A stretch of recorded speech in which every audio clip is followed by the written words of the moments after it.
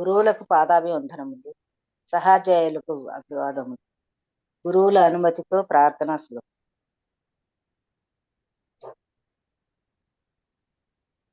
ఓంకార బిందు సంయుక్తం నిత్యం ధ్యాయంతి యోగినః కామదం మోక్షదం చైవ ఓంకారాయ నమో నమః. సదాశివ సమారంభాం వ్యాస శంకర మధ్యమాం అస్మదాచార్య పర్యంతాం వందే గురు పరంపరాం. శంకరం శంకరాచార్యం కేశవం బాదరాయణం సూత్రభాష్యకృతౌ వందే భగవంతౌ పునః పునః. ధ్యానమూలం గురోర్మూర్తిః పూజామూలం గురోః పదం మంత్రమూలం గురోర్వాక్యం మోక్షమూలం గురోః కృపా. శాంతి పాఠ. ఓం ఆప్యాయంతు మమాంగాని వాక్ ప్రాణః చక్షుః శ్రోత్రం అథో బలమింద్రియాణి చ సర్వాణి సర్వం బ్రహ్మోపనిషదం మాహం బ్రహ్మ నిరాకుర్యాం మా బ్రహ్మ నిరాకరోత్. అనిరాకరణమస్తు అనిరాకరణం మే అస్తు తదాత్మని నిరతే. య ఉపనిషత్సు ధర్మాః తే మయి సంతు తే మయి సంతు. ఓం శాంతి శాంతి శాంతి. గురువులకు ప్రార్థిస్తున్నాను. ఈరోజు పాఠం ప్రారంభం.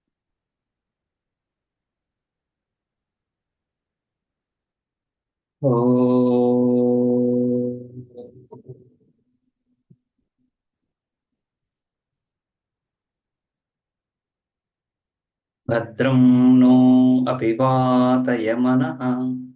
ఓం శాంతి శాంతి శాంతి.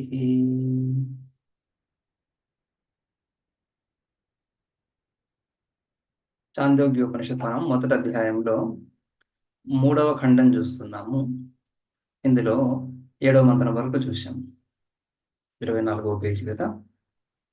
అందులో ఉద్గీతోపాసన మొదటి ఖండం అంతా కూడా, మొదటి అధ్యాయం అంతా కూడా ఉద్గీతోపాసన. 2వ అధ్యాయంలో కూడా ఈ వేద ఉపాసనలే, ఉద్గీతోపాసనలే చూస్తున్నాం.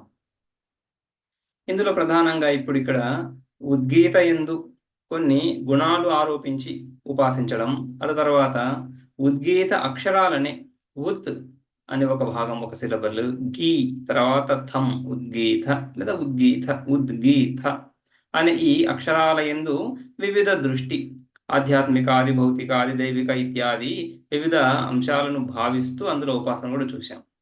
రైట్. సో అటువంటి ఉపాసకుడికి ఫలం కూడా దుగ్ధేస్మై వాగ్దోహం యో వాచో దోహ అని ఆ విధంగా అన్నవాన్ అన్నాదో భవతి ఏతాన్యేవం విద్వాన్ ఉద్గీతాక్షరాన్ని ఉపాస్త ఉద్గీత ఇతి అని ఆ విధంగా ఈ ఉద్గీతను ఉపాసిస్తున్నటువంటి వ్యక్తి అతడికి ఈ విధంగా ఫలాలు చూస్తుంది. ప్రాయ అన్నవానన్నాదో భవతి అనేది ప్రధానంగా చాలా ఉపాసనల్లో ఫలంగా చెప్పుకుంటూ ఉంటాం, కనిపిస్తూనే ఉంటుంది. అన్నవాన్ అన్నాదో భవతి. అన్నవాన్ అంటే వాడి ప్రధానమైనటువంటి ఒకనొక భోగం ఈ లోకంలో అన్నం, అన్నప్రాప్తి వాడికి ఎటువంటి కొదవ లేకుండా కలుగుతుంది. అంతేకాకుండా అన్నాదహ, ఆ తినిన అన్నాన్ని ఏదైతే ఉందో అది భక్షించుకోవడానికి కూడా ఆ ఆరోగ్య వ్యవస్థ చక్కగా కలిగినటువంటి వాడు అవుతున్నాడు. ప్రాణోపాసనలో సామాన్యంగా కూడా ప్రాణోపాసన చేస్తున్నప్పుడు ప్రాణ వృద్ధి, ప్రాణాయామం ద్వారా కూడా ఈ ఫలాన్ని చెప్పుకుంటాం. ప్రాణాయామం ద్వారా కూడా ప్రాణ నియంత్రణ జరుగుతున్నప్పుడు ఈ ఆరోగ్యం కూడా వృద్ధి కలగడం తెలుస్తూనే ఉంది. ఇక్కడ అన్నాదహ అంటున్నప్పుడు ఆ అన్నాన్ని గ్రహించగలిగేటువంటి సామర్థ్యం కలిగినటువంటి వాడు. దీప్తాగ్ని జఠరాగ్ని, ప్రదీప్తమైనటువంటి జఠరాగ్ని కలిగినటువంటి వాడు. సో ప్రదీప్తమైన జఠరాగ్ని కలిగి ఉన్నప్పుడు సామాన్యంగా మిగిలిన దోషాలు, మిగిలిన రోగాలు ఏవైతే ఉన్నాయో తత్సంబంధి అవి కలగడం లేదనేటువంటి భావన. సో ఈ విధంగా అన్నవాన్ అన్నాదో భవతి అనేది అందరూ కోరుకునేదే. అది చాలా విషయాలు మనకు ఫలంగా తెలుస్తూ ఉంది ఇక్కడ. ఇక్కడ కూడా ఆ విధంగా అన్నవాన్ అన్నాదో భవతి ఏతాని ఏవం విద్వాన్ ఏతాని, ఈ విధంగా ఈ దృష్టులతో ఉద్గీతను ఉపాసించేటువంటి ఉపాసకుడికి ఈ ఫలాలన్నీ కలుగుతున్నాయి అని. ఇక 8వ మంత్రం చూద్దాము.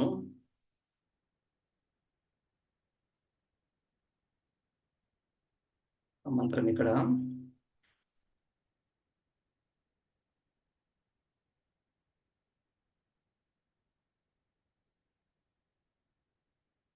అత ఖలు ఆసీ సమృద్ధిర్ ఉపసరణాని ఇత్యుపాసీత ఏన సామ్నా స్తోష్యన్ స్యాత్ తత్సామోపధావేత్. అత ఖలు ఆసీ సమృద్ధి. అథ అథ అంటే అనంతరం, పూర్వోపాసన. ఈ విధంగా అక్షరోపాసన చెప్పిన తర్వాత అనంతరం అత ఖలు, ఖలు వాక్యాలంకారం. ఈ విధంగా ఆసీ సమృద్ధి, ఆసీహి అని, సమృద్ధి అని, ఈ విధంగా ఆసీ సమృద్ధి. ఆసీహి, ఆసీహి అంటే ఇచ్ఛ. ఆశీర్వచనంలో కూడా వాడు ఏదైతే కోరుకుంటున్నాడో అది కలుగుగాక అనేటువంటి ఒక భావన కదా ఆశీర్వాదం. ఆశీర్వచనం వాక్కు కూడా భావన, వాక్కు. ఆ శబ్దాలు కూడా ఎదుటివాడు ఏదైతే కోరుకుంటున్నాడో అది కలుగుగాక అనేటువంటి పలుకులు. ఆ విధంగా ఆసీహి, ఆ విధంగా కామన. ఆ ఆసీహి సమృద్ధి, ఆ ఇచ్ఛా విషయం యొక్క సమృద్ధిని కలిగింపజేసేటువంటి ఇంకొన్ని ఉపాసనలు అన్నీ ఈ విధంగానే. ఇప్పుడు దాకా చెప్పినవి కూడా ఏదైతే కోరుకుంటున్నాడో దాని సమృద్ధి గురించే ఈ ఉపాసన చెప్పుకుంటున్నాం. ఇక్కడ ప్రత్యేకించి ఒక స్పెసిఫిక్ ఫలం ఈ విధంగా ఈ విషయం గురించి అని కాకుండా ఆసీ సమృద్ధి, ఏదైతే కోరుకుంటున్నాడో దాన్ని లభింపజేసేటువంటి ఉపాసన అని. అత ఖలు ఆసీ సమృద్ధిర్. అయితే ఉపసరణాని ఇది ఉపాసీత. ఉపసరణాన్ని ఉపసర్గ అవుతా ఉంది. సరణ శ్రీ గతౌ ధాతు, శ్రీ ధాతువు కదా, శ్రీ గతౌ ధాతువు. గత్యర్థక ధాతువులకి లబ్ధి తర్వాత జ్ఞానము రెండు అర్థాలు ఉంటాయి. కాబట్టి ఉపసరణాన్ని అనేటువంటి భాషలో చూస్తాము. ఉపగంతవ్యాన్ని, పొందదగినటువంటివి అని అర్థం. పొందదగినటువంటివి ఏమున్నాయో వాటిని ధ్యానిస్తూ ఉపాసించాలి. ఇది ఉపాసీత. ఎలా ఉపాసించాలి? ఈ విధంగా కింద చెప్పిన విధంగా. తర్వాత ఈ భాగంలో, ఈ 3వ ఖండంలోనే ఈ మిగిలిన మంత్రాల్లో ఈ ఉపాసన చెప్పబడతా ఉంది. సాధకలు ఆసీ సమృద్ధిర్ ఆసీ సమృద్ధి అక్కడ ఒక వాక్యం అయింది. ఉపసరణాని అని ఇది ఉపాసిత. ఈ విధంగా ఉపాసించాలి. ఏమని ఉపాసించాలి? ఏన సామ్నా స్తోష్యన్ స్యాత్. ఏన సామ్నా, ఏ సామమంత్రము చేతైతే స్తుతిస్తున్నాడో, స్తోష్యన్ స్యాత్ ఆ ఉద్గాత ఏ సామమంత్రాన్నైతే ఉద్గానం చేస్తున్నాడో, తత్ సామోపధావేత్, ఆ సామమంత్రాన్నే ఉపధావేత్. ఉపధాం ఇక్కడ కూడా మళ్ళీ ఉపసర్గ అవుతుంది. ఉపధావేత్ అంటున్నప్పుడు మళ్ళీ ధ్యానించాలన్నప్పుడు ఆ మంత్రాన్ని ధ్యానించాలి. ఏ విధంగా ధ్యానించాలి తర్వాత మంత్రాల్లో చెప్తున్నారు. భాష్యంలో అథ ఖలు అథ అంటే అనంతరం అని. ఇదానీ పూర్వోపాసన అయింది కదా, దాని తర్వాత ఇదానీ ఆశీస్ సమృద్ధి. ఆశిషః కామస్య. ఆశిషః సమృద్ధి, ఆశీష్ సమృద్ధి. ఆశిషః అంటున్నప్పుడు కామస్య, కామన. ఏ విషయాన్ని అయితే కోరుకుంటున్నాడో దాని యొక్క ప్రాప్తి. ఏ విధంగా ప్రాప్తి? సమృద్ధి సంపన్నం అవ్వాలి. సమృద్ధి చక్కగా లభించాలి, అధిక మోతాదులు లభించాలి. కామస్య సమృద్ధి యథా భవేత్ తదుచ్యతే ఇది వాక్యశేష. అత ఖలు ఆసీ సమృద్ధి అని చెప్పిన తర్వాత ఆసీ సమృద్ధికి యథా భవేత్ తదుచ్యతే అని వాక్యశేషం. అక్కడ ఒక వాక్యం అయిపోయింది. అత ఖలు ఆసీ సమృద్ధి, అక్కడ ఒక వాక్యం అయ్యింది. ఆ వాక్యం అవ్వాలంటే క్రియాపదం ఉండాలి. ఏకతింగ్ వాక్యం.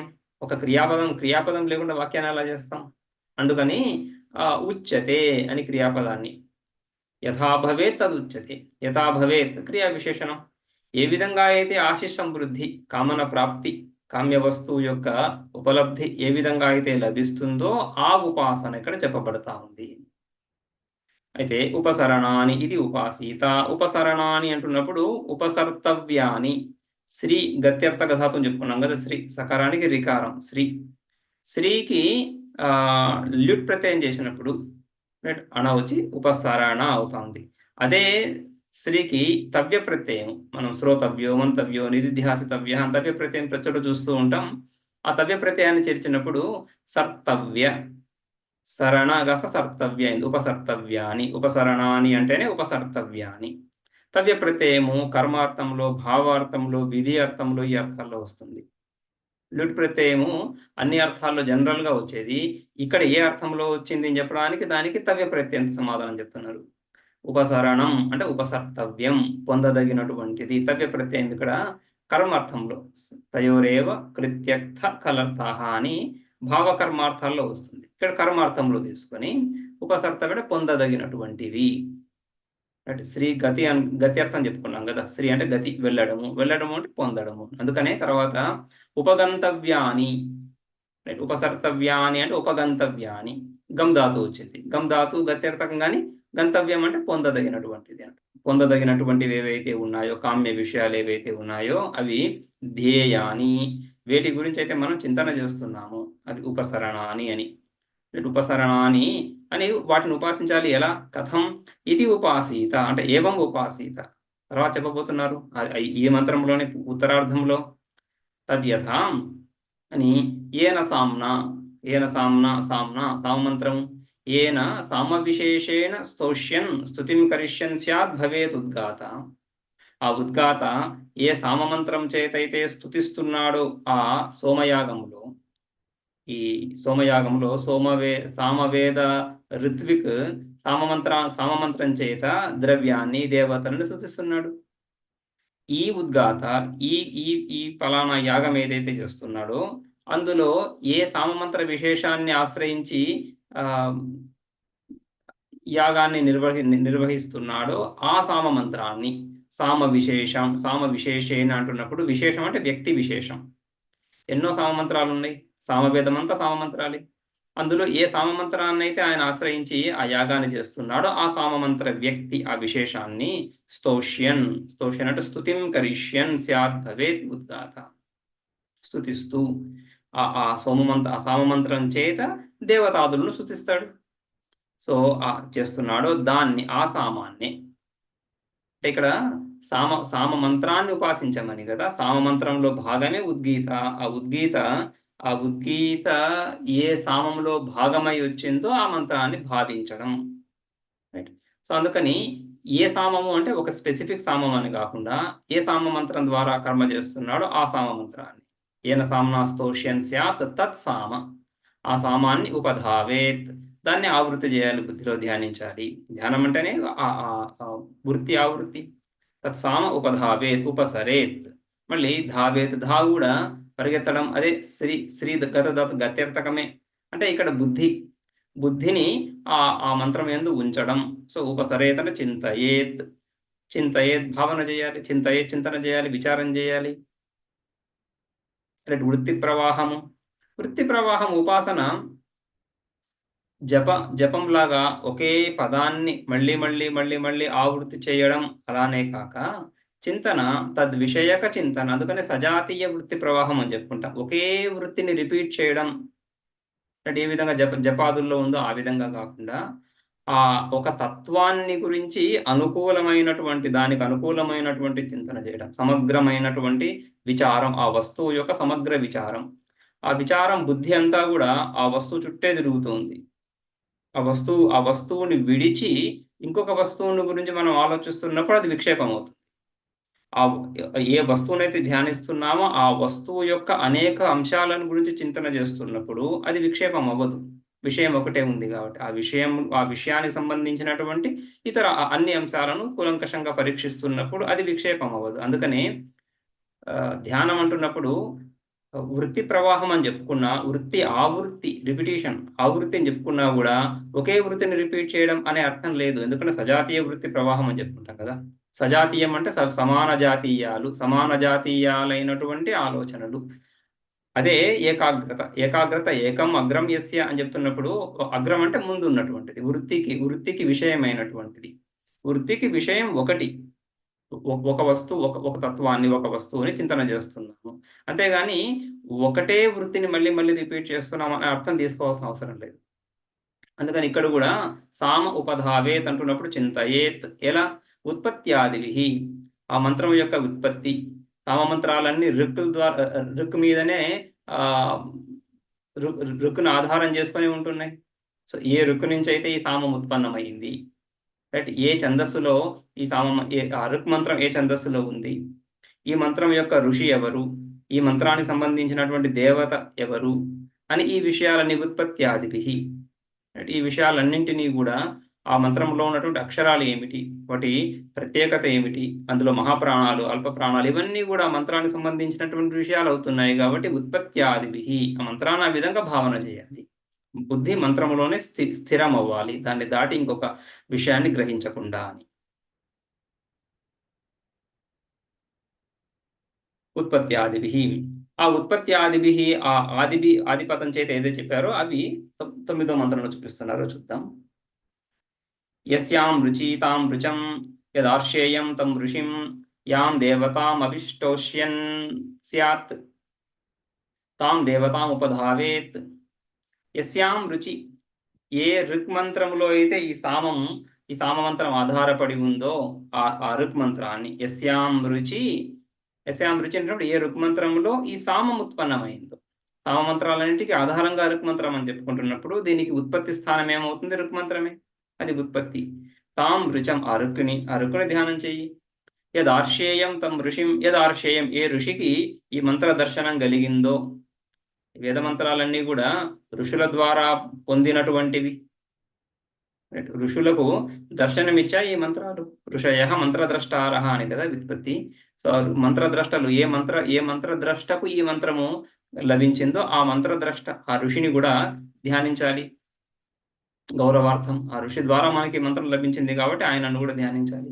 యదార్షేయం తం ఋషిం, అదేవిధంగా యాం దేవతాం అభిష్టోష్యన్ స్యాత్ తాం దేవతాం, ఏ దేవతనైతే ఈ మంత్రం ద్వారా, ఈ సామమంత్రం ద్వారా ఏ దేవతనైతే అభిష్టోష్యన్ స్యాత్, ఏ దేవతను స్తుతించబోతున్నావో ఆ దేవతను కూడా ధ్యానించాలి. స్తుతించడం అంటే వాచక కర్మ, వాక్ ద్వారా జరిగేటువంటి కర్మ. మరి మనస్సు కూడా ఆ వాక్ ద్వారా ఏ విషయాన్నైతే, ఏ దేవతనైతే స్తుతిస్తున్నావో ఆ దేవత మనసులో కూడా ఉండాలి. తజ్జపస్తదర్థభావనం అని పతంజలి కూడా, తజ్జపస్తదర్థభావనం, ఏ విషయాన్నైతే, ఏ దేవత గురించి అయితే జపం చేస్తున్నామో తదర్థ, లేదా ఏ మంత్రాన్ని అయితే జపం చేస్తున్నామో ఆ మంత్రం యొక్క అర్థాన్ని భావన చేస్తూ హృదయం మనస్సు ద్వారా భావన, వాగేంద్రియం ద్వారా ఆ వాగ్వ్యవహారం. సో మంత్ర జపము తర్వాత మనస్సులో భావన, రైట్. అదేవిధంగా ఇక్కడ కూడా ఏ దేవతనైతే స్తుతిస్తున్నావో ఆ దేవత గురించినటువంటి విచారము, చింతన, బుద్ధిలో ఆ దేవత నిలబడం, ఆ విధంగా తాం దేవతాం ఉపధావేత్. యస్యాం రుచి, భాష్యంలో యస్యాం రుచి తత్సామ, ఏ రుచి నుంచి ఈ సామమంత్రం ఉత్పన్నమవుతుందో తాం చ రుచం ఉపధావేత్, ఆ ఋక్ మంత్రాన్ని కూడా దేవతాదిభిః, దేవతాదుల ద్వారా ఆ ఋక్ మంత్రాన్ని భావించాలి.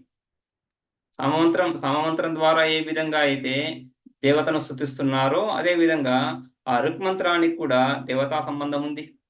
ఏదో ఒక దేవతను, ద్రవ్యాన్ని స్తుతించడానికి ఈ మంత్రాలన్నీ కూడా. సో ఆ విధంగా ఈ మంత్రాలు వేదంలో మనము మంత్రభాగము అంటే సంహితాభాగం అన్న మంత్రభాగం అన్న ఒకటి, రెండవది బ్రాహ్మణ భాగం. రెండు భాగాలుగా చెప్పుకుంటున్నప్పుడు మంత్రభాగము, బ్రాహ్మణ భాగం అని. మంత్రభాగంలో ఈ మంత్రద్రష్టలు ఋషులకు దర్శనమిచ్చినటువంటి మంత్రాల యొక్క సంకలనం, మంత్రాల యొక్క సంహిత సమూహం, సంహిత అంటే కలెక్షన్ అని కదా, ఆ విధంగా మంత్రాలన్నీ అక్కడ ఉన్నాయి. అయితే ఈ మంత్రాలు ఆయా దేవతలకు సంబంధించి ఉన్నాయి, ఆ దేవతలను సూచిస్తూ ఉన్నాయి. మంత్రాలు ఆయా శబ్దాలు వస్తున్నాయి ఇంద్రునికి సంబంధించి, ఆ విధంగా మంత్రాల్లో. అయితే వీటిని ఈ మంత్రాలతో ఏం చేయాలి అనే ప్రశ్న వచ్చినప్పుడు ఆ ప్రశ్నకు సమాధానం బ్రాహ్మణాల్లో దొరుకుతా ఉంది. ఈ మంత్రాన్ని ఈ కర్మలో వినియోగించాలి. సో బ్రాహ్మణాలు కర్మను ప్రతిపాదిస్తున్నటువంటివి, కర్మ, ఉపాసనలు ఇవన్నీ కూడా బ్రాహ్మణాల్లో వస్తున్నాయి. అందులో కూడా బ్రాహ్మణ భాగం కర్మలకని, ఉపాసనా భాగం ఆరణ్యకాలని. ఆ చివరిలో, ఆరణ్యకం చివరిలో, ఆ శాఖ చివరిలో ఉపనిషత్తు కూడా. ఆ విధంగా ఈ మిగిలిన భాగం అంతా కూడా బ్రాహ్మణంలో జనరల్ గా తీసుకుంటాం.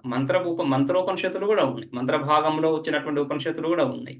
అయినా కూడా సామాన్యంగా ఈ విధంగా విభాగం, సంహితా భాగము మంత్రభాగము బ్రాహ్మణ భాగం అని, ఈ రెండింటిని కూడా వేదంగా సమానంగా ప్రమాణంగా పరిగణించారు మీమాంసకులు. మంత్ర బ్రాహ్మణయోర్ వేదత్వం అని. మంత్ర బ్రాహ్మణయోర్ వేదత్వం, మంత్రభాగము బ్రాహ్మణ భాగము రెండు కూడా వేదం. రెండు కూడా వేదం యొక్క స్వరూపం, వేదత్వం, వేదస్య వేదత్వం, వేదం యొక్క నిర్వచనం ఈ రెండు కలిపి. కర్మభాగము కర్మలో వినియోగించబడేటువంటి మంత్రాలు. సో ఆ విధంగా ఈ ఋక్ మంత్రం ఏదైతే ఉందో ఆ ఋక్ మంత్రం కూడా దేవతా సంబంధించి ఉంది, దేవతకు సంబంధించి ఉంది. అందుకని దేవతాదిభి ఉపధావేత్, ఆ ఋక్ మంత్రాన్ని కూడా భావించాలి దేవత. ఋక్ అంటేనే ఋక్ మంత్రము ఛందోబద్ధంగా అక్షర నియమాన్ని కలిగి, పాద నియమాన్ని, అక్షర నియమాన్ని కలిగి ఉంటుంది. కాబట్టి ఏ ఛందస్సులో ఉంది ఈ మంత్రము, ఎన్ని అక్షరాలు, ఏ దేవత, ఇవన్నీ కూడా దేవతాదిభి. అదేవిధంగా యదార్షేయం సామ తం చ ఋషిం, ఈ ఈ సామ మంత్రము ఏ ఋషి ద్వారా లభిస్తుందో ఆ ఋషిని యాం దేవతాం అవిస్తోష్యం స్యాత్ తాం దేవతాం అవధావే, ఆ దేవతను కూడా భావిస్తూ ఉపాసన చేయాలి. అదేవిధంగా ఇంకొన్ని విషయాలు, ఇంకొన్ని అంశాలు ఏదైతే చింతన చేయవలసి ఉందో ఆ సామ మంత్రం సంబంధించి 10వ మంత్రంలో येन छन्दसा स्तोष्यन् स्यात् तच्छन्द उपधावेत्, येन स्तोमेन స్తోష్యమాన స్యాత్ తగం స్తోమం ఉపధావేత్. ఇదే విధంగా ఏన ఛందస, ఏ ఛందస్సు, ఛందస్సు ఆ ఋక్ మంత్రంలో ఏదైతే ఛందస్సు ఉందో అదే. కాబట్టి ఏ ఛందస్సుతో, ఏన ఛందస, ఏ ఛందస్సు చేతైతే స్తోష్యన్ స్యాత్, ఏ ఛందస్సుతో అయితే ఈయన ఈ ఋత్విక ఉద్గాత స్తుతించబోతున్నాడో దేవతాదులను, ఆ ఛందస్సును కూడా ధ్యానించాలి. అందుకని ఈ అంగన్యాస కరన్యాసాలు చెప్పుకుంటున్నప్పుడు కూడా ఆయా ఋషులు, ఆయా దేవత, ఆ స్తోత్రానికి మంత్రానికి కలిగినటువంటి దేవత ఇత్యాదులను స్మరిస్తూ ఋషి దేవత ఛందస్సు ప్రధానంగా వీటిని ఇంకొన్ని అంశాలు కూడా కలుపుకొని ఆ విధంగా చేస్తున్నారు. అదే విధంగా ఇక్కడ కూడా ఏన ఛందసా స్తోష్యం స్యాత్ తచ్ఛంద ఉపధావేత్ అని. అదే విధంగా ఏన స్తోమేన స్తోష్యమానా స్యాత్. సో ఏ స్తోమము స్తుతి, రైట్, స్తోమము స్తుతి. ఆ స్తోమము వివిధ రకాలుగా ఈ స్తోమాలు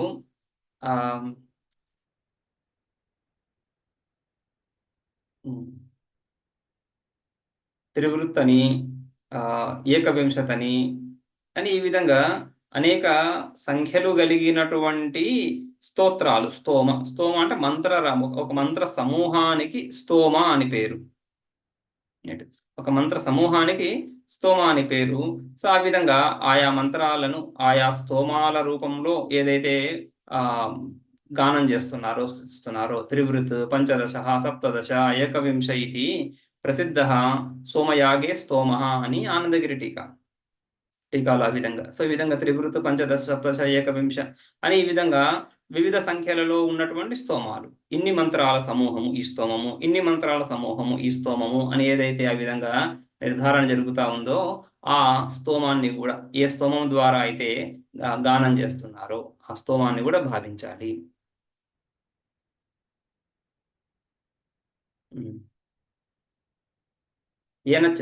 భాష్యంలో ఏన ఛందస అంటే గాయత్రి, అది గాయత్రి, అనుష్టు, పుష్ణిక్ ఇత్యాది ఛందస్సులు ఏవైతే ఉన్నాయో ఏ ఛందస్సును ఆశ్రయించి ఈ స్తోత్రం జరుగుతుందో ఆ ఛందస్సుని కూడా తచ్ఛంద ఉపధావేత్.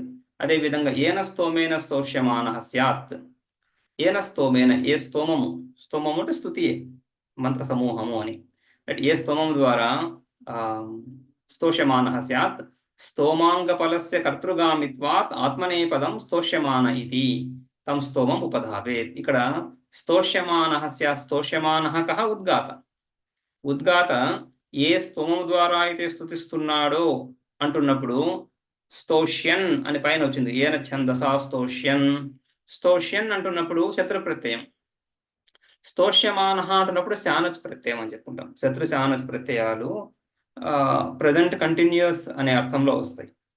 లట్లకారము వర్తమాన లెటర్ ప్రజెంట్ టెన్స్ లో చెప్పుకుంటాం కదా. అదే విధంగా శత్రు శానచ్ ప్రత్యయాలు ప్రజెంట్ కంటిన్యూస్ లో జనరల్ గా తీసుకుంటాం కదా. అందులో శత్రు ప్రత్యయాన్ని పరస్మై పదం అని, శానచ్ ప్రత్యయాన్ని ఆత్మనేయ పదం అని విభాగం చేసుకుంటాం. సో ఆత్మనేయ ఈ ప్రత్యయాలు ధాతువులకు వచ్చే ప్రత్యయాలు, ఇవి ధాతువులకి లకారాలు వస్తున్నాయి. లట్, లిట్, లుటు ఇవన్నీ కాలవాచకాలు. అదేవిధంగా లింగ్ లకారం, విధి లింగు, ఆశలింగని భావవాచకాలు. విధి ఇత్యాదులను తెలిపేటు ప్రార్థన, విధి, నిమంత్రణ ఇత్యాదులను తెలిపేటువంటి భావవాచకాలు. ఇవన్నీ కూడా ధాతువులకు ఈ సఫిక్సెస్ చేరుతున్నాయి. చేరి ధాతువు అంటే రూట్ వర్డ్ కదా, 2000 పైచిలుకు ధాతువులు ఉన్నాయి వ్యాకరణంలో, సంస్కృత భాషలో. ఆ ధాతువులకి ఈ లకార, ఈ ప్రత్యయాలు చేరి క్రియాపదం ఏర్పడుతా ఉంది.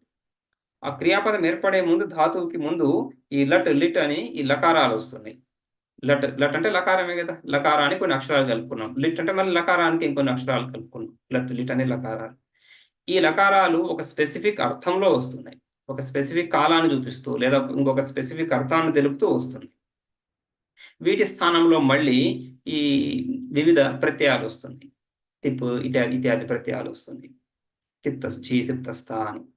ఇవన్నీ కూడా వీటికి 2 విభాగాలు, 18 ప్రత్యయాలు ఉన్నాయి. ఆ విధంగా 18 ప్రత్యయాలని 2 విభాగాలు చేసుకుంటాం. ఆ పరస్మైపది ప్రత్యయాలు 9, ఆత్మనేపది ప్రత్యయాలు. ఈ పరస్మైపద, ఆత్మనేపదాల్లో మళ్ళీ ఒక మ్యాట్రిక్స్ 3x3 మ్యాట్రిక్స్ చేసుకొని ఏకవచన, ద్వివచన, బహువచనాలని, అదేవిధంగా ప్రథమ పురుష, ఉత్తమ పురుష, మధ్యమ పురుష.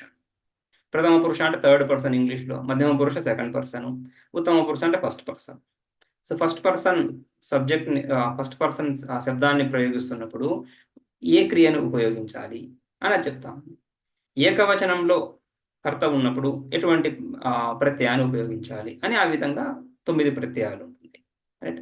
ప్రథమ పురుషంలో కూడా ఏకవచన, ద్వివచన, బహువచనము, మధ్యమ పురుషంలో కూడా ఏకవచన, ద్వివచన, బహువచనము, ఉత్తమ పురుషంలో కూడా ఏకవచన, ద్వివచన, బహువచనం. ఈ 9 ప్రత్యయాలను మళ్ళీ 9 అనుకున్నాం కదా, పరస్మయ పదాలు, ఆత్మనేయ పదాలు. సామాన్యంగా ఉభయపద ధాతువులకి, 2 సఫిక్స్లను తీసుకునేటువంటి ధాతువులకి ఆ ధాతువు యొక్క వ్యాపారం, ఆ క్రియ చేసినప్పుడు ఫలం వస్తూ ఉంది, ఆ ఫలం చేసేవాడికే లభిస్తుంది అని చెప్పదలుచుకుంటే ఆత్మనేపద ప్రత్యయాన్ని ప్రయోగిస్తారు.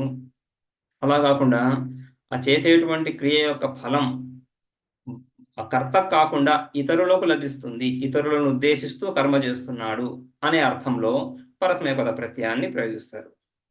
ఇక్కడ స్తోష్యమాన అంటున్నప్పుడు శానస్ ప్రత్యయం వచ్చింది, ఆత్మనేపద ప్రత్యయం. ఇది ఆత్మనేపద ప్రత్యయం కాబట్టి స్తోమాంగ ఫలం, స్తోమం అనేటువంటి అంగం, కర్మాంగం. ఇది కర్మాంగోపాసన కదా, ఇదంతా కర్మాంగోపాసన చూస్తున్నాం మనం. కర్మఫలం యజమానికే వెళ్ళాలి. కర్మ యద్యపి ఋత్వికులే చేస్తున్నారు, ఆహుతులు ఇచ్చేదంతా కూడా యజుర్వేద ఋత్వికి ఆహుతులు ఇస్తున్నాడు. యజమాని అక్కడ కూర్చుంటున్నాడు, యజమాని పరంగా యజమానుని ఉద్దేశిస్తూ ఋత్వికి చేస్తున్నాడు, కానీ ఫలం యజమానికే పొందుతుంది, కర్మఫలం. అయితే అందులో కర్మాంగం ఏదైతే ఉందో, ఈ ఉపాసన కర్మాంగాలలో 2 విభాగాలు ఉన్నాయి. కొన్ని కర్మాంగాలు యజమానికి ఫలాన్ని కలగజేస్తాయి, కొన్ని ఋత్వికే ఫలాన్ని కలగజేస్తాయి. ఇక్కడ ఈ స్తోమాంగ ఉపాసన, స్తోమం అనేటువంటి అంగం ఉపాసన ఎవరైతే చేస్తున్నారో, ఎవరు చేస్తున్నారు? ఋత్వికి చేస్తున్నాడు, ఉద్గాత చేస్తున్నాడు. ఆ ఉద్గాతకే ఫలము అని చెప్పడానికి ఆత్మనేపదం. కర్త ఆ ఉద్గాత కదా, సో ఆయనకు ఫలం లభిస్తున్నప్పుడు ఆ విధంగా ఆత్మనేపదం. అలా కాదు యజమానికి లభిస్తుంది అంటే పరస్మైపదం. ఆ విధంగా ఏన స్తోమేన స్తోష్యమాన స్యాత్ అంటున్నప్పుడు స్తోష్యమాన ఆ పదంలో ఆత్మనేపద ప్రత్యయం ప్రయోగించబడింది కాబట్టి ఇది ఈ కర్మ, ఈ ఉపాసనా ఫలం కర్తృగామి, కర్తను చేరుతుంది అని చెప్పడానికి. స్తోమాంగ ఫలస్య కర్తృగామిత్వాత్, కర్తృగామి ఫలం కాబట్టి ఆత్మనేపద ప్రత్యయం ప్రయోగించబడింది ఇక్కడ. స్తోష్యమాన ఇది తం స్తోమం, అటువంటి ఆ స్తోమాన్ని కూడా ఉపధావేత్, భావించాలి. రైట్. సో ఈ ఫలం ఎవరికి లభిస్తా ఉంది? ఋత్వికుకి లభిస్తాం, ఆ ప్రీస్ట్ ఎవరైతే కర్మ చేస్తున్నాడు. అయితే ఏంటి ఆ ఫలం అంటున్నప్పుడు ఈ విధంగా కోరినటువంటి విషయాలను సంపాదింపజేసేటువంటి ఫలం ఎవరు కోరుతున్నారు? యజమాని కోరుతున్నాడు. యజమాని ఏ కోరికలను అయితే కోరుతున్నాడో ఆ కోరికలను సంపాదింపజేసేటువంటి సామర్థ్యం ఉద్గాతలో వస్తూ ఉంది ఈ ఉపాసన ద్వారా. ఆ కోరిన విషయాన్ని సంపాదింపజేసేటువంటి సామర్థ్యం ఉద్గాతలో వచ్చినప్పుడు వాస్తవ ఫలం, ఆ వస్తువు ఎవరికి చేరుతుంది? యజమానికి. ఆ విధంగా ఇక్కడ స్తోమాంగ ఫలస్య కర్తృగామిత్వాత్ ఆత్మనేపదం స్తోష్యమాన ఇది తం స్తోమం ఉపధావే, ఆ స్తోమాన్ని కూడా ఉపాసించాలి. ఆ స్తోమం ద్వారానే ఆయనకి ఆ సామర్థ్యం వస్తాం, దాన్ని కూడా ఉపాసించాలి. 11వ మంత్రం. యాం దిశమభిష్టోష్యన్ స్యాత్ తాం దిశముపధావేత్. ఇక యాం దిశం అభిష్టోస్యన్ స్యాత్, ఏ దిక్కునైతే పూజిస్తున్నాడో లేదా ఏ దిక్కుకు అభిముఖంగా ఉంటూ దేవతను పూజిస్తున్నాడో, దేవతలు ఆ, వ్యష్టి రూపంలో ఇంద్రియానుగ్రాహక దేవతలుగా, ఇంద్రియాభిమాని దేవతలు, ఇంద్రియానుగ్రాహక దేవతలుగా చెప్పుకుంటాం. రైట్? అక్కడెక్కడో ఉన్నారు, అక్కడ మాత్రమే ఉన్నారు అని కాకుండా అంతటా వ్యాపించి ఉన్నారు. దివుద్యోత అనే ప్రకాశక స్వరూపాలు వ్యాపక స్వరూపాలు అయి ఉండి సర్వత్రా ఉంటూ ఈ వ్యష్టి, ఈ శరీరంలో కూడా ఇంద్రియాలను అనుగ్రహిస్తూ ఉన్నారు. అదేవిధంగా సమష్టిలో లోకపాలకులు దిక్పాలకులై ఉన్నారు. ఆ దిక్పాలకులు లోకాలు కూడా దిక్కుల్లోనే ఉన్నాయి. కాబట్టి ఏ ఏ దిక్కుని ఆశ్రయించి దేవతను పూజిస్తున్నారో, ఏ దిక్కును ఆశ్రయించి ఈ మంత్రోచ్చారణ చేస్తున్నారో, ఈ స్తోమాన్ని గానం చేస్తున్నారో ఆ దిక్కును కూడా ధ్యానించాలి అని. యాం దిశం అభిష్టోష్యన్, ఏ దిక్కును ఉద్దేశించి ఈ స్తోత్రం చేస్తున్న అభిష్టోష్యన్ స్యాత్ తాం దిశం, ఆ దిశను కూడా ఉపాసించాలి. దిశ కూడా కర్మాంగమే వచ్చింది. ఇప్పుడు ఉపాసనలో ఉపాసనాంగమే వస్తూ ఉంది దిశ కూడా. సో ఇవన్నీ కూడా అందులో ఉన్నాయి కాబట్టి మనస్సు ఇటు అటు వెళ్లకుండా ఈ విషయాలను మాత్రమే భావిస్తూ, ఈ విషయాలన్నీ కూడా ఉద్గీతకు సంబంధించినటువంటి విషయాలు అయ్యుండడం చేత వీటన్నింటి యొక్క చింతన కూడా సజాతీయ చింతన అవుతా ఉంది. సజాతీయ వృత్తి ప్రవాహం ఈ విధంగా వీటన్నిటి గురించి భావించడం అని. యాం దిశం అవిష్టోస్యన్ స్యాత్ తాం దిశం ఉపధావేత్, తాం దిశం ఉపధావేత్ అధిష్టాత్రాదిభిః. అధిష్టాత్ర, రైట్? సో ఈ అధిష్టాన దేవత, ఈ ఏ దిక్కుని ఏ దిశను ఏ దేవతను పూజిస్తున్నాడో ఆ దేవతకు సంబంధించినటువంటి దిశ, అంటే ఆ దేవత అధిష్ఠించినటువంటి దిశ, ఆ దేవత అధిష్ఠించినటువంటి దిశను కూడా ఈ విధంగా భావిస్తూ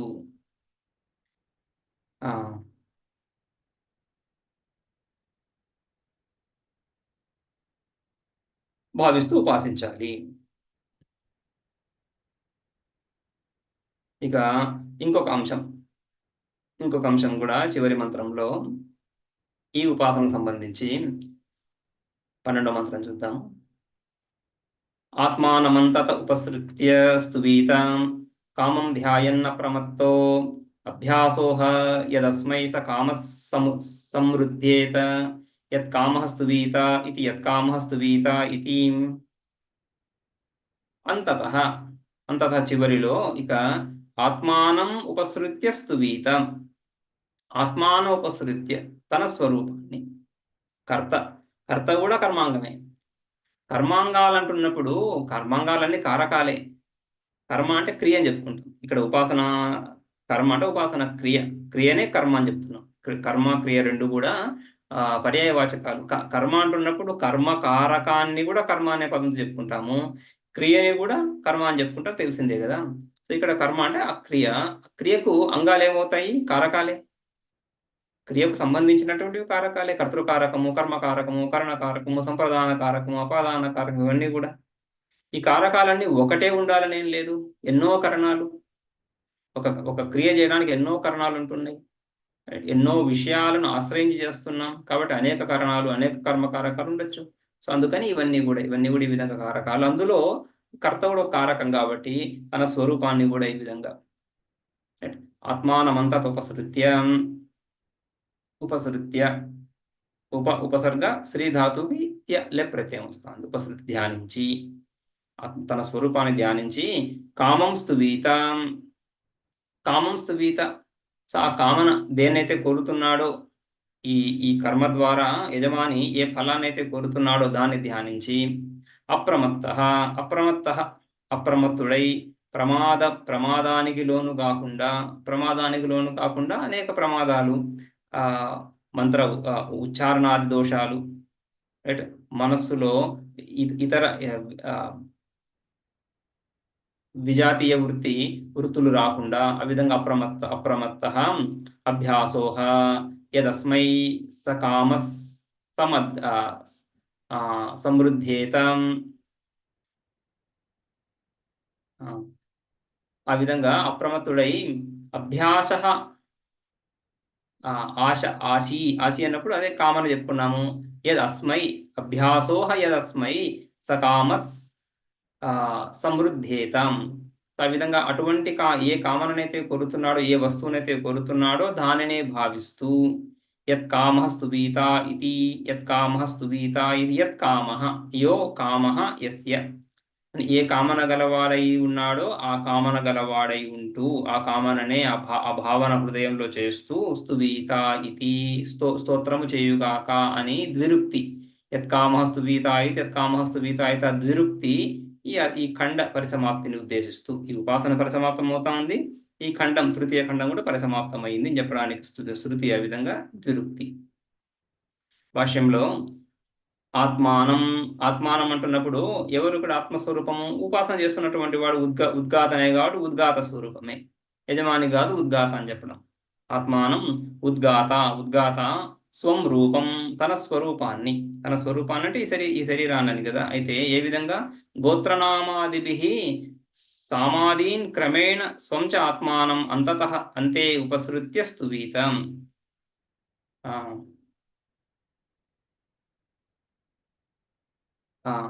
ఆత్మానం అంటే స్వం రూపం అంతతః ఉపసృత్య స్తువీత, ధ్యానించాలి అనేసి. చివరిలో మిగిలిన విషయాలని ధ్యానిస్తూ చివరిలో తన స్వరూపాన్ని ధ్యానించాలి. తన స్వరూపం అంటే ఏముంది ఇక్కడ? గోత్రనామాదిభిః, తన ప్రవర ద్వారా తన స్వరూపాన్ని భావించాలి. ఆ వంశావళి ఏదైతే ఉందో, గోత్రము, నామము ఇత్యాదులు ఏవైతే ఉన్నాయో వాటి ద్వారా గోత్రనామాదిభిః సామాది, ఏ దేశంలో ఉన్నాడు, ఎక్కడ ఉన్నాడు, ఇవన్నీ ఆ కాలము, ఇవన్నీ కూడా ఆ ప్రవరలో భాగంగా వస్తూ ఉన్నాయి. వాటి ద్వారా తన స్వరూపాన్ని భావిస్తూ ఉపాసించాలి. అంతే ఉపసృత్య స్తువీతం. ఆ తర్వాత కామం ధ్యాయన్ అప్రమత్తః. కామం ధ్యాయన్, ఏ విషయాన్నైతే పొందదలుస్తున్నాడో, దేని గురించి అయితే కర్మ చేస్తున్నాడో దాన్ని ధ్యానిస్తూ అప్రమత్తః స్వర ఊష్మ వ్యంజనాదిభ్యః ప్రమాదం అకుర్వన్. ఈ ఉచ్చారణ దోషాలు ఏవైతే ఉన్నాయో, స్వర దోషాలు, స్వరాలలో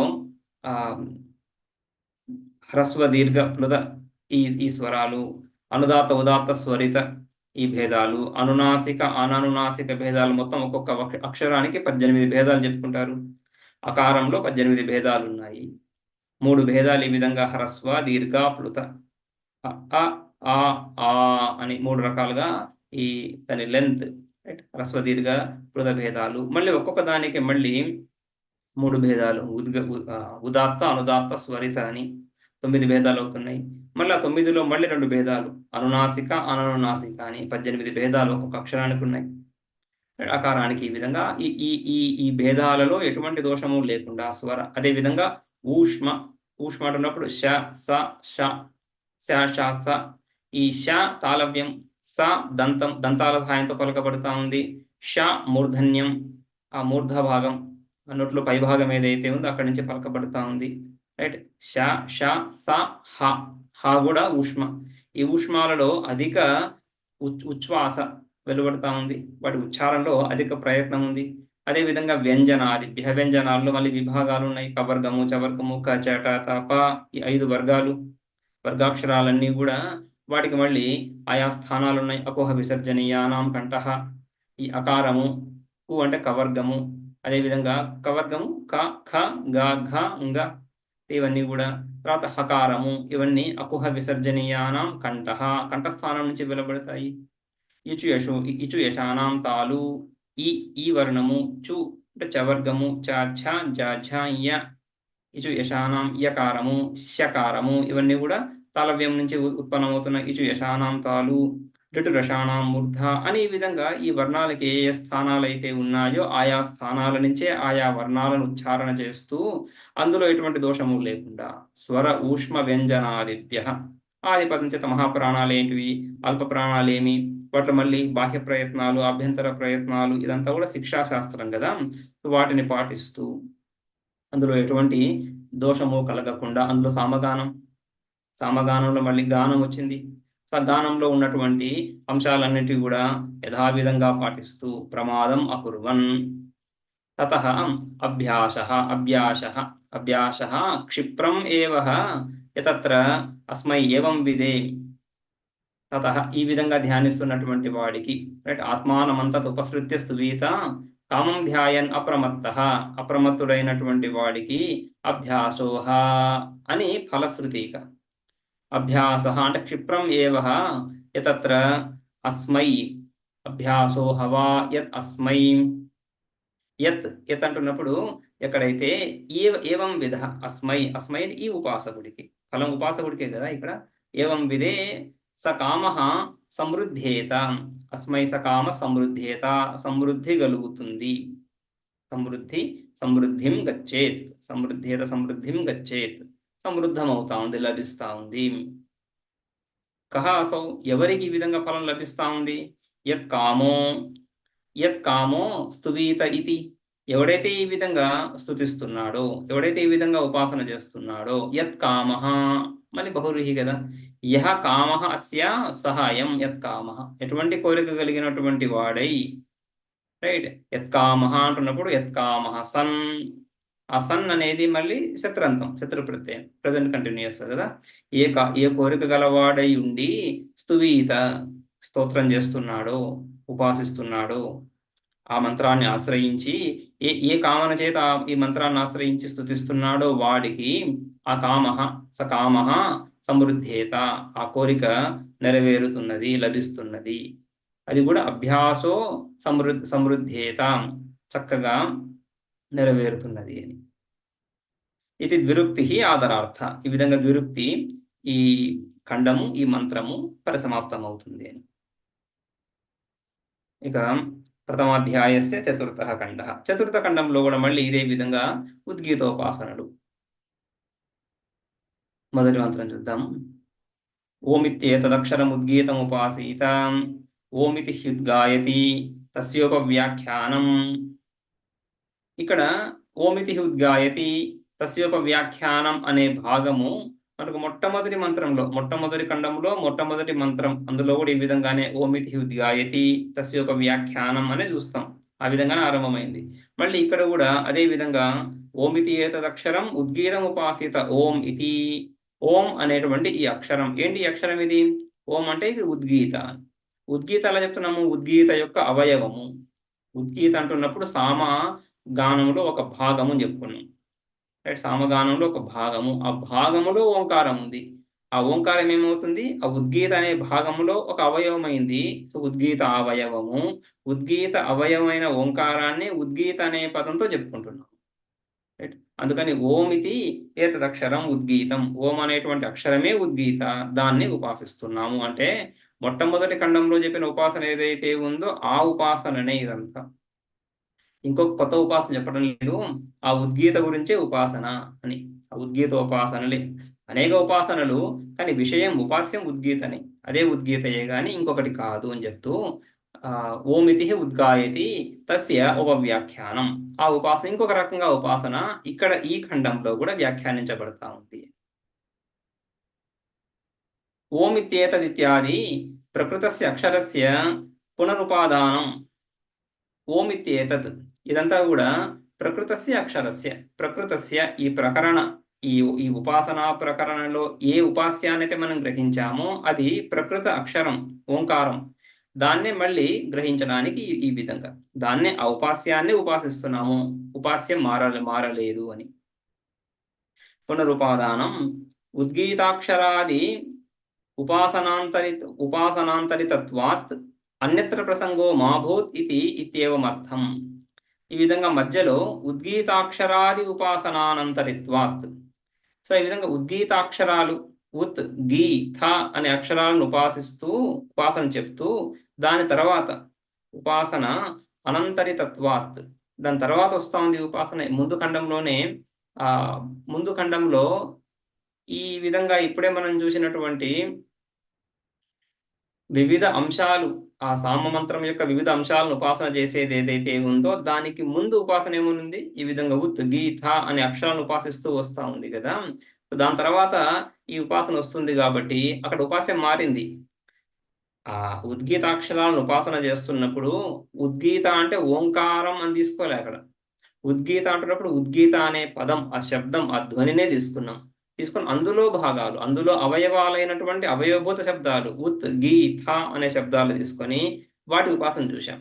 అక్కడ ఉపాస్యం మారింది కదా, ఆ విధంగా ఇక్కడ మళ్ళీ ఇంకొక ఉపాస్యమా, ఉద్గీత అనే శబ్దమా లేక ఉద్గీత అంటే ఓంకారమా అనేటువంటి ప్రశ్నకు సమాధానంగా ఉద్గీత అంటున్నప్పుడు ఇక్కడ ఓంకారము, ఉద్గీత అవయవమై ఉద్గీత యొక్క అర్థం, ఉద్గీత యొక్క అర్థం ఏంటి? మంత్రభాగం.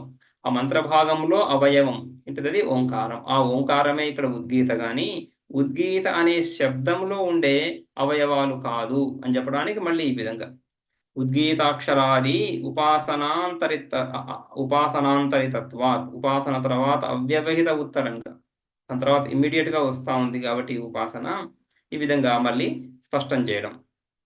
అన్యత్ర ప్రసంగో మా భూతిథి, రైట్. ఉద్గీత అక్షరాలు ఉపాసన చెప్పిన తర్వాత ఇక్కడ చెప్తున్నారు కాబట్టి ఇవి కూడా ఉద్గీత శబ్దంలోని అక్షరాలు ఇంకేదైనానా అనేటువంటి ఆశంకను తొలగించడానికి. ప్రకృతస్యేవ అక్షరస్య అమృతాభయ గుణ విశిష్టస్య ఉపాసనం విధాతవ్యం ఇది ఆరంభః. ప్రకృతస్యేవ అక్షరస్య, ఈ ప్రకరణంలో ఉన్నటువంటి ఈ అక్షరం, ఈ ఓంకారం ఉద్గీత అవయవమైనటువంటి ఓంకారం, ఆ అక్షరం ఎందే అమృత అభయ ఇత్యాది గుణాలతో పాటుగా ఉపాసించాలి అని. అమృతాభయ గుణ విశిష్టస్య అక్షరస్య ఉద్గీతస్య ఉపాసనం, ఆ ఉపాసనను విధించాలనే ఉద్దేశంతో శృతి ఈ విధంగా మళ్ళీ ఈ ఖండాన్ని ఆరంభిస్తూ ఉంది. ఓమిత్యాది వ్యాఖ్యాతం. ఓమిత్యాది ముందు మొదటి మంత్రంలోనే వ్యాఖ్యానించుకున్నాం. ఓం అంటున్నప్పుడు ఇక్కడ ఉద్గీత అవయవమైనటువంటి ఓంకారం అని తీసుకుంటున్నాం, అది ముందు చెప్పుకున్నాం. అదే విధంగా ఇక్కడ కూడా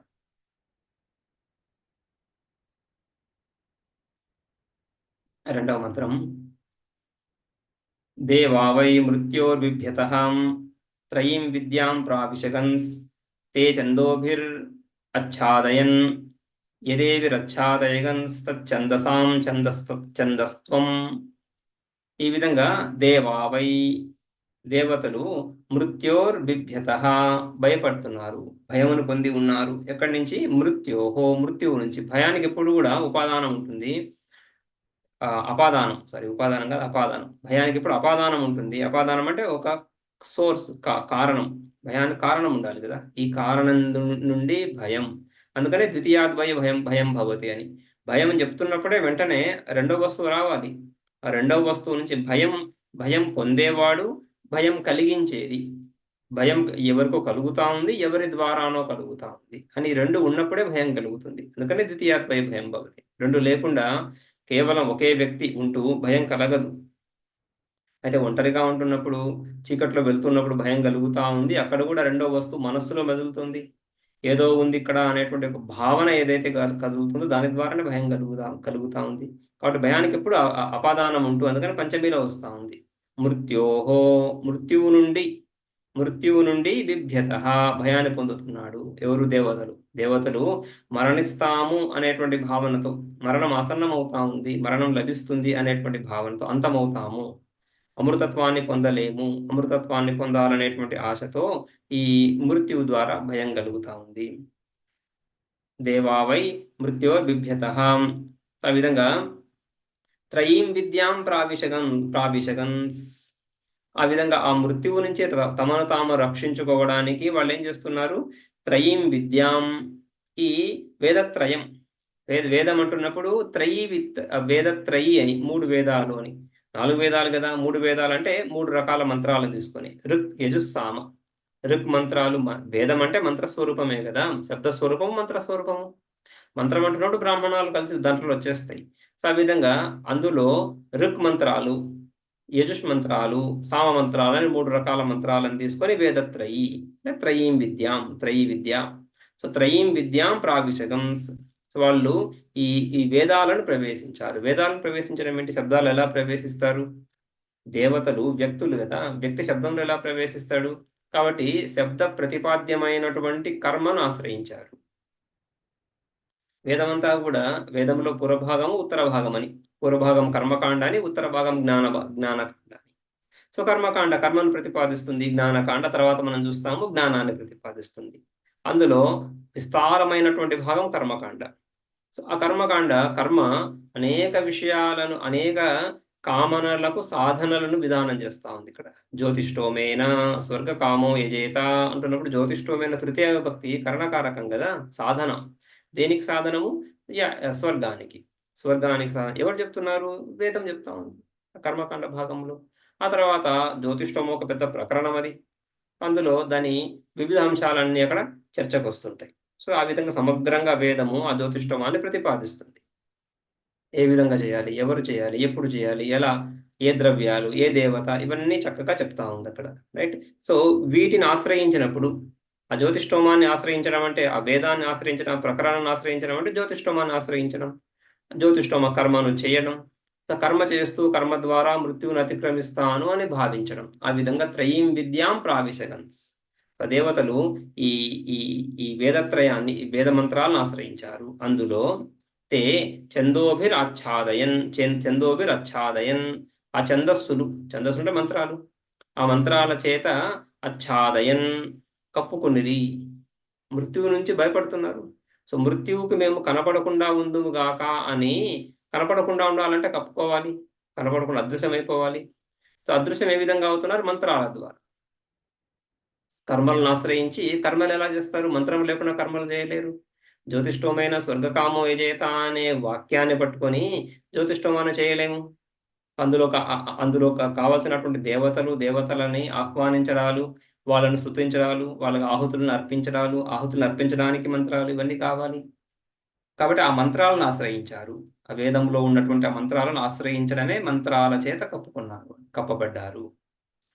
యద్ ఏభిర్ అచ్ఛాదయగన్స్ తత్ ఛందసాం ఛందస్త్వం. ఇది నిరుక్తం. ఛందసాం ఛందస్త్వం, ఛందస్సులలో ఛందస్త్వం. త్వ ప్రత్యయము భావాన్ని తెలియజేస్తుంది. తస్య భావస్త్వతలౌ అని. మనుష్యుడిలో ఉండే భావాన్ని ఏం చెప్తాము? మనుష్యత్వం. త్వ ప్రత్యయం వస్తా ఉంది. పశువులో ఉండే భావాన్ని పశుత్వం. ఘటంలో ఉండే సమగ్ర స్వరూపాన్ని, సారాన్ని ఘటత్వం అని చెప్పుకుంటాం. రైట్. పృథివీత్వం, జలత్వం, ఏ పదానికైనా పర్వతత్వం, పుస్తకత్వం, ఇవన్నీ కూడా త్వ ప్రత్యయము దాని స్వభావాన్ని తెలియజేస్తుంది. అదేవిధంగా ఛందస్సులో ఉండే ఛందస్త్వం, ఛందస్సు యొక్క స్వభావం ఏంటిది? యద్ ఏభిర్ అచ్ఛాదయగన్స్. దేవతలు ఈ ఛందస్సు చేత కప్పబడిరి. దేవతలు ఈ ఛందస్సు చేత కప్పబడిరి, రక్షించబడిరి అని చెప్పుకుందాం, లేదా రక్షించబడతారని భావించిరి. రైట్. రక్షణ కవచంగా మంత్రాలను ఉపయోగించుకుంటున్నారు. కాబట్టి ఆ విధంగా ఒక కవచంగా, ఒక రక్షణగా, ఒక ఆచ్ఛాదనగా దేవతలకు ఏవైతే అయ్యాయో అదే ఛందస్సుల యొక్క ఛందస్త్వం, అదే వాటి యొక్క సారం. అంటే ఈ మంత్రాల ద్వారా ఈ విధంగా ఆయా కోరికలు కలిగినటువంటి వాడు రక్షించబడుతున్నాడు. అంటే వాడి కోరికలు ఈ విధంగా కర్మల ద్వారా తీరుతున్నాయి, మంత్రాల ద్వారా తీరుతున్నాయి. ఆయా కర్మ ఫలాలను ఇచ్చేటువంటి సామర్థ్యమే మంత్రములో ఉన్నటువంటి మంత్రత్వం. భాష్యంలో త్రయీం విద్యాం అంటున్నప్పుడు త్రయీ విహితం కర్మ ప్రావిశన్. విద్యాం ప్రావిశన్. విద్యాం అంటే మంత్రం శబ్ద స్వరూపాలు, మంత్రాలను ప్రవేశించడం అంటే ఆ మంత్ర ప్రతిపాద్యమైనటువంటి కర్మ. త్రయీ విహితం కర్మ. మంత్రాలలో కర్మ సూచితమయ్యుంది. దాన్ని స్పష్టంగా అభివ్యక్తం చేసేది బ్రాహ్మణం. మంత్రాలకు బ్రాహ్మణాన్ని వ్యాఖ్యానంగా చెప్పుకుంటాం. మంత్రభాగము, బ్రాహ్మణ భాగాలు మంత్రాలను వ్యాఖ్యానం చేస్తున్నాయి. వ్యాఖ్యానం చేస్తూ కర్మలను చెప్తున్నాయి. అంటే కొత్తగా కర్మలను తీసుకొచ్చి బ్రాహ్మణాలు పెడుతున్నాయా, లేక మంత్రాల్లో ఉండే కర్మలను స్పష్టం చేస్తున్నాయా? కొత్తగా తీసుకొచ్చి కర్మలను పెడితే అది వ్యాఖ్యానం ఎలా అవుతుంది? కాబట్టి మంత్రాలలోనే ఉన్నటువంటి కర్మలు, ఆ కర్మలను స్పష్టం చేస్తూ ఏ విధంగా చేయాలనేటువంటి వ్యాఖ్యానం చేస్తున్నాయి బ్రాహ్మణాలు అని కదా. ఆ విధంగా మంత్రాలను వీళ్ళు ప్రవేశించారు. త్రయీం విద్యాం, ఋక్యజుస్సామలను ప్రవేశించారు. అంటే ఋక్యజుస్సామలలోనే కర్మలు ఉన్నాయి. కర్మలు అస్పష్టంగా లేవు, అక్కడ అస్పష్టంగా ఉంటున్నాయి. వాటిని ప్రవేశించారు అంటే వాటిని ఆశ్రయించారు, వాటిని అనుష్ఠిస్తున్నారు. త్రయీం విహితం కర్మ. ఈ వేదత్రయి ద్వారా విధించబడ్డటువంటి కర్మలు ఏవైతే ఉన్నాయో, విహితం అంటున్నప్పుడు ఇంకా బ్రాహ్మణం తీసుకోవాల్సి వస్తుంది. విధి వాక్యాలు అంటే బ్రాహ్మణాల్లోనే. త్రయీ విహితం కర్మ ప్రావిశన్ ప్రవేశించి ప్రవిష్టవంతో వైదికం కర్మ ప్రారబ్ధవంతః ప్రకర్షేణ ఆరబ్ధవంతః చక్కగా వైదిక కర్మలు అనుష్ఠిస్తున్నారు ఇత్యర్థః. తత్ మృత్యోః త్రాణం మన్యమానాః ఎందుకు చేస్తున్నారు? ఆ వైదిక కర్మానుష్ఠానం ఏదైతే ఉందో అది మృత్యువు నుంచి మనల్ని రక్షిస్తుంది. మృత్యువు నుంచి త్రాణం తత్ అనుష్ఠానం, ఆ అనుష్ఠానమే మనల్ని రక్షిస్తుంది. ఈ వైదిక కర్మలు ధర్మమే మనల్ని రక్షిస్తుంది అని నమ్మినటువంటి వాళ్ళు అని ఆ విధంగా భావించినటువంటి వాళ్ళై ఆ విధంగా ఆ ధార్మిక కర్మలు ఏవైతే ఉన్నాయో వైదిక కర్మల్ని అనుష్ఠిస్తున్నారు. తత్ మృత్యోః త్రాణం మన్యమాన, అందుకని అది హేతు మన్యమానాః సంతః కర్మ అనుష్ఠితవంతః అని.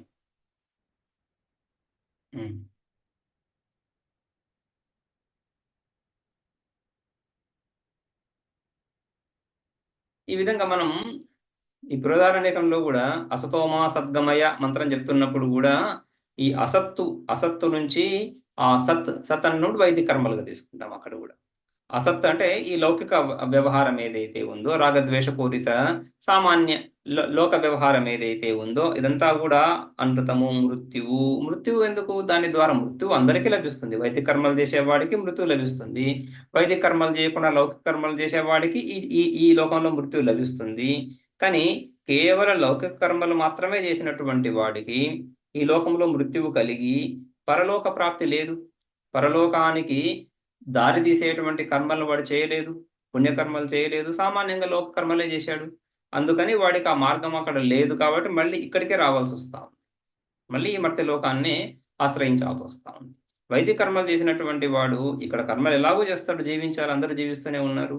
అయితే వైదిక కర్మలను చేయడం ద్వారా పరలోక ప్రాప్తి కలుగుతా ఉంది. ఏ లోకాలలో అయితే దీర్ఘ ఆయుష్ లభిస్తుందో ఆ లోకాలు కలుగుతున్నాయి అని ఆ విధంగా ఈ మృత్యువు కారణమైనటువంటి లౌకిక కర్మల నుంచి అమృతత్వాన్ని పొందడం ఏ విధంగా? వైదిక కర్మలను ఆశ్రయించి, ధార్మిక కర్మలు, ధర్మాన్ని ఆశ్రయించి అని. లోకంలో సామాన్యంగా వ్యవహారము రాగద్వేషపూరితంగానే ఉంటుంది కాబట్టి అధర్మంగా ఉంటుంది అర్థం. అది మృత్యువు.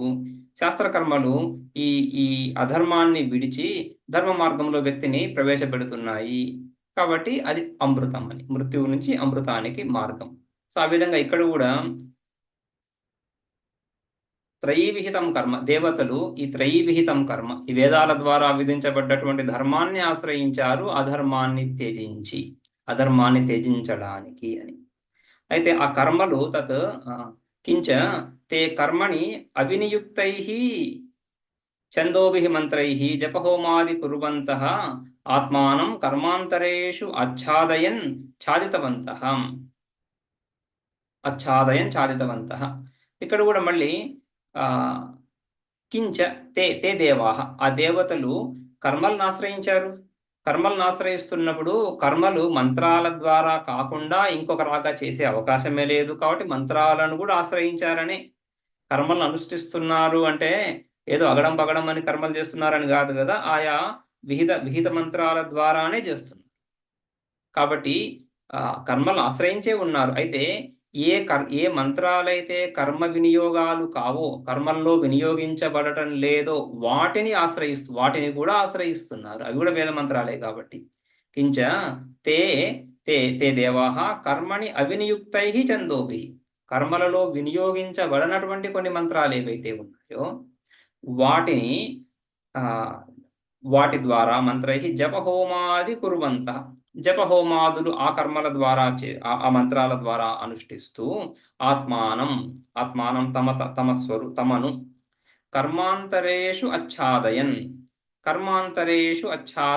ఛాదితవంతః. ఈ విధంగా మిగిలిన కర్మలలో ఆత్మానం కర్మాంతరేషు ఈ ముఖ్య కర్మలు చేస్తూ ఈ కర్మల మధ్యలో ఏదైతే వ్యవధి కలుగుతా ఉందో, ఇప్పుడు కర్మాంగోపాసన గురించి మనం మాట్లాడుతున్నాం. ఈ కర్మాంగోపాసనలు ఆప్షనల్గా చెప్పుకుంటాం. ఈ కర్మలు ఉపాసనలతో పాటుగాను చేయొచ్చు, ఉపాసనలు లేకుండా కూడా చేయొచ్చు. సో ఉపాసనలు లేకుండా కర్మ పరిసమాప్తం అవుతున్నప్పుడు జ్యోతిష్ఠోమ కర్మని తీసుకుంటే 5 రోజుల కర్మ అని చెప్పుకుంటారు. ఈ 5 రోజుల కర్మ ఉపాసనలతో చేసినా 5 రోజులే, ఉపాసనలు లేకుండా చేసినా 5 రోజులే. కాబట్టి ఈ ఉపాసనలు లేకుండా కర్మను చేస్తున్నప్పుడు ఖచ్చితంగా వ్యవధి మధ్యలో ఖాళీ సమయం మీద ఉండాలి. ఉండే తీరుతుంది. లేకపోతే ఉపాసనలు ఎక్కడ తీసుకొచ్చి పెడతాం మధ్యలో? కాబట్టి ఆ ఖాళీ సమయాలలో ఖాళీగా ఉండకుండా ఈ కర్మాంగోపాసనలు చేస్తున్నారు. ఈ విధంగా కర్మలలో వినియోగించబడినటువంటి మంత్రాల చేత అని. ఆ విధంగా కర్మాంతరేషు అచ్ఛాదయన్ చాదితవంతః. అచ్ఛాదయన్ అంటే చాదితవంతః.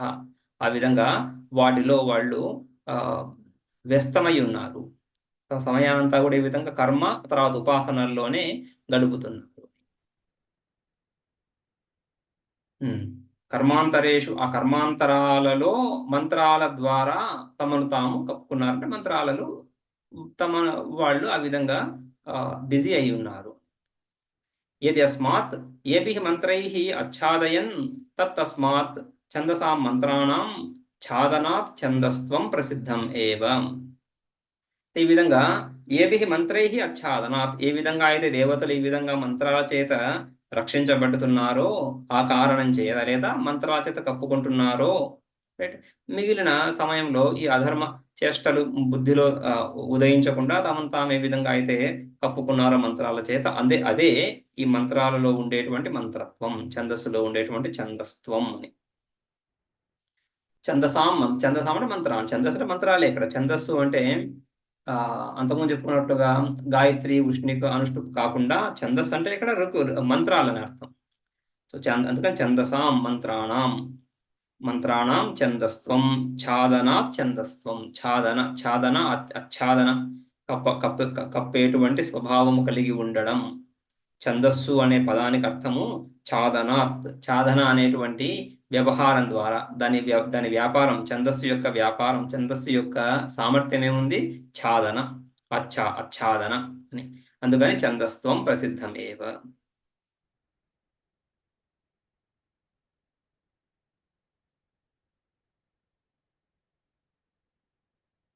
ఓకే, ఈ విధంగా దేవతలు ఆ ఛందస్సుల ద్వారా మృత్యువు నుంచి రక్షణను పొందాలనే కోరికతో మంత్రాలను చేరారు, ఆ ఛందస్సులను చేరారు. చేరుతున్నప్పుడు మృత్యువు వాళ్ళని చేరుతుంది. ఏ విధంగా చేరుతుంది అని చూపించి ఈ విధంగా మృత్యువు కర్మలను ఆశ్రయించినటువంటి ఈ దేవతలను చేరుతుంది. కాబట్టి ఆ కర్మల నుంచి సంపూర్ణ రక్షణ కలగలేదు. కాబట్టి ఈ ఉపాసన ఈ విధంగా మనం మొదటి మంత్రంలో ఇంట్రొడక్షన్లో చెప్పుకున్నాం కదా, ఇక్కడ అభయం ఇత్యాది ధర్మాలను ఆపాదించి అమృత అభయ గుణ విశిష్టస్య ఉపాసనం విధాతవ్యం. ఈ ఉపాసనను విధానం చేయడానికి ఆఖ్యాయిక ఇదంతా. ఇప్పుడు